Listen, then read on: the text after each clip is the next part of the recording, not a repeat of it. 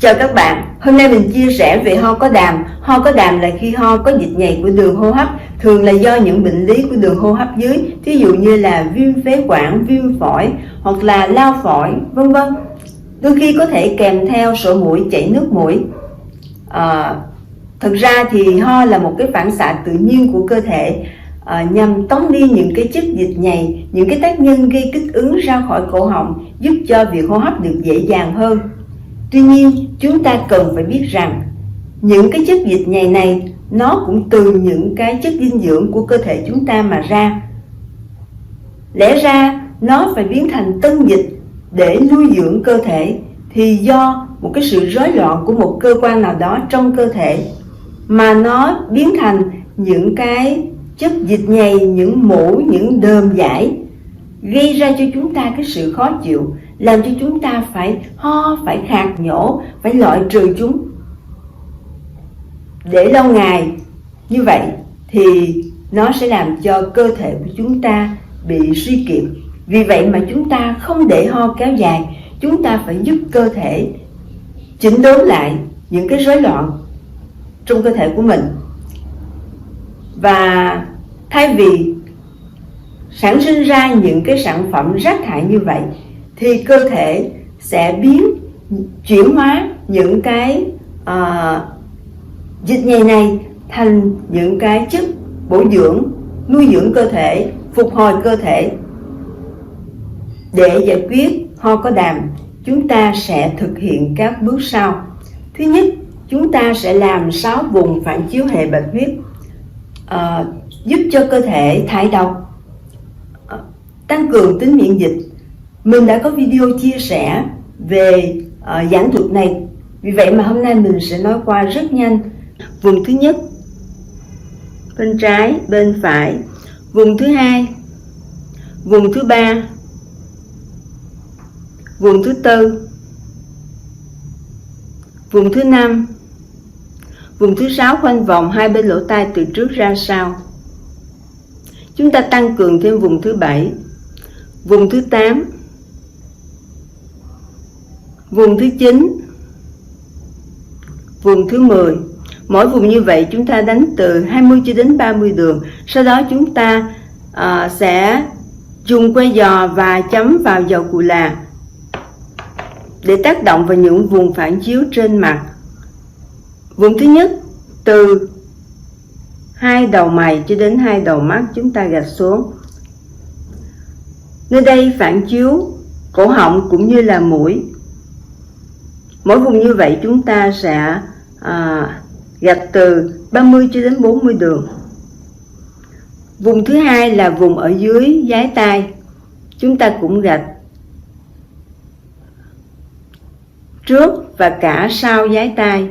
Từ dái tai chúng ta cũng gạch xuống, chúng ta tác động vào tuyến nước bọt. Chúng ta cũng gạch vào vùng trước lỗ tai. Đây là vùng phản chiếu của mũi. Chúng ta tác động cả hai bên. Sau đó chúng ta sẽ tiếp tục tác động vào vùng phản chiếu của phổi nằm hai bên cánh mũi.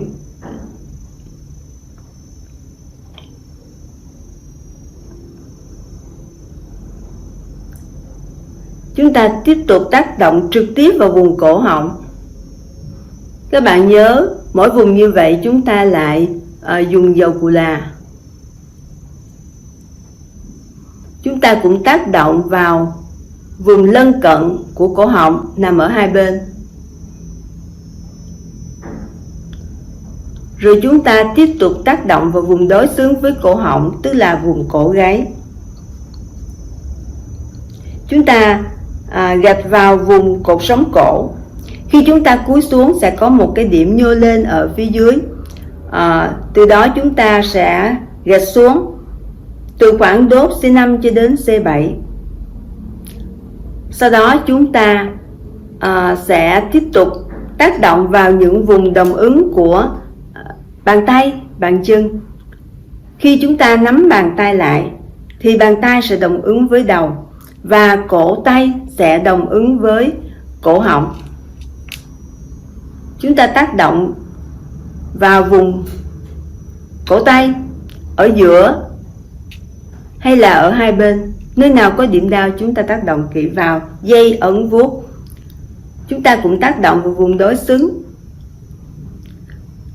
Các bạn cũng có thể dùng hai cái cổ tay chà với nhau cho nóng lên. Trong lòng bàn tay của chúng ta cũng có phản chiếu cơ quan nội tạng và phản chiếu hai lá phổi. Vì vậy mà chúng ta cũng tác động dây ấn vuốt. Chúng ta vuốt từ ngay cổ tay, chúng ta vuốt lên đến các kẽ ngón tay. Khi mà bị ho, chúng ta sẽ rất là mệt tim. Chúng ta tác động như vậy là chúng ta cũng tác động vào cả vùng tim, giúp cho chúng ta dễ thở hơn, khỏe hơn. Ngay ở phần dưới ngón cái cũng phản chiếu phổi, chúng ta cũng dây ấn xem có điểm đau hay không. Rồi chúng ta cũng tác động vào ngón tay giữa ngay khớp thứ nhất. Nơi đây cũng phản chiếu của cổ họng. Chúng ta dùng que giò, chúng ta dây ấn vuốt tìm điểm đau. Có khi các bạn chỉ cần dùng một cái đầu que giò, các bạn dây ấn, khi tìm được điểm đau các bạn ấn giữ vào đó khoảng 1 cho đến 2 phút. Nó cũng giúp cho chúng ta giải quyết cơn ho rất nhanh. Và thậm chí các bạn có thể dò tìm ở mé dưới hơn một tí, nơi phản chiếu của phổi, có thể có được điểm đau. Và chúng ta cũng dây ấn vào ngón cái ở ngay khớp thứ nhất. Chúng ta dây vào giữa hay là ở hai bên, nơi nào có điểm đau. Các bạn cũng dây ấn vào ở vùng ở dưới móng, cái cạnh khóe móng nè, ở mé ngoài, xem có điểm đau hay không. Và chúng ta cũng tác động vào bàn chân giống như tác động vào bàn tay. Bàn chân cũng có một cái khoảng hõm, chúng ta từ đó chúng ta vuốt lên các kẽ ngón chân. Dưới bàn chân cũng phản chiếu hai lá phổi, chúng ta dây ấn vuốt. Và chúng ta cũng vuốt vào ngón chân giống như là vuốt vào ngón tay. Chúng ta xem có điểm đau ngay cái khớp ngón chân hay không. Sau khi đã dây ấn vuốt vào các vị trí phản chiếu cũng như đồng ứng, chúng ta sẽ dùng ngải cứu hoặc máy sấy tóc chúng ta hơ nóng ấm. Hôm nay mình sẽ giới thiệu với các bạn ngải cứu điện.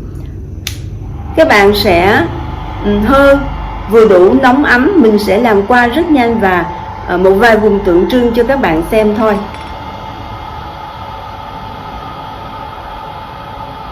Mỗi vùng như vậy chúng ta hơ khoảng 5 cho đến 10 giây hoặc là 15 giây, tùy vào cơ thể của mỗi người.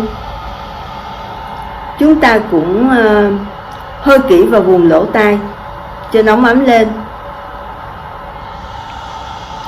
Ở trước ngực của chúng ta cũng có phản chiếu hai lá phổi. Vì vậy mà các bạn cũng nên hơ vùng trước ngực, và nhất là ở cái vùng lõm ở ngay giữa hai đầu ngực. Và chúng ta cũng hơ vào hai cái vùng xương ở hai bên này. Ngay vị trí này cũng có thể có điểm đau. Chúng ta dò tìm xem. Chúng ta cũng dây ấn vuốt. Và chúng ta cũng hơ vào lòng bàn tay, lòng bàn chân.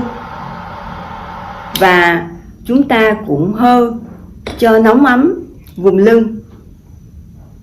Chúng ta cũng không bỏ qua vùng cột sống. Chúng ta hơ từ dưới vùng xương cụt, hơ lên đến vùng cổ gáy. Nơi nào bắt nóng chúng ta sẽ hơ nhấp vào 3 lần như vậy. Và chúng ta hơ tập trung vào vùng lưng. Chúng ta hơ trực tiếp vào phổi, vùng lưng trên của chúng ta. Sau đó các bạn có thể cắt những miếng cao salon bass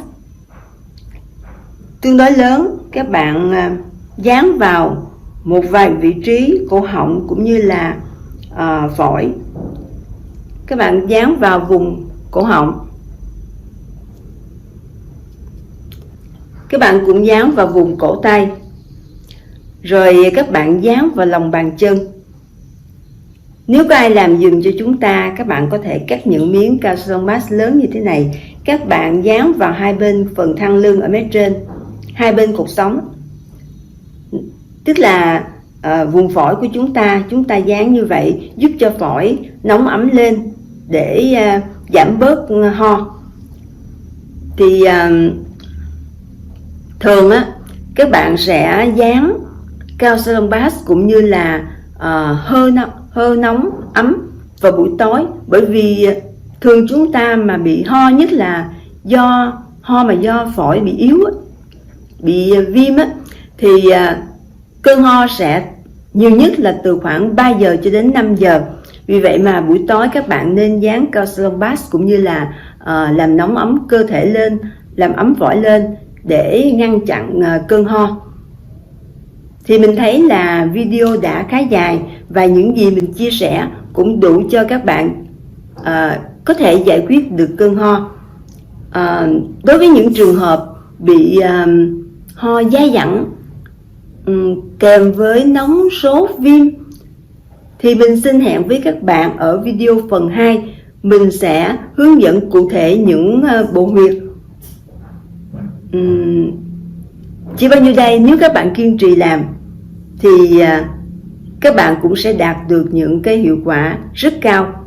Xin cảm ơn các bạn đã lắng nghe.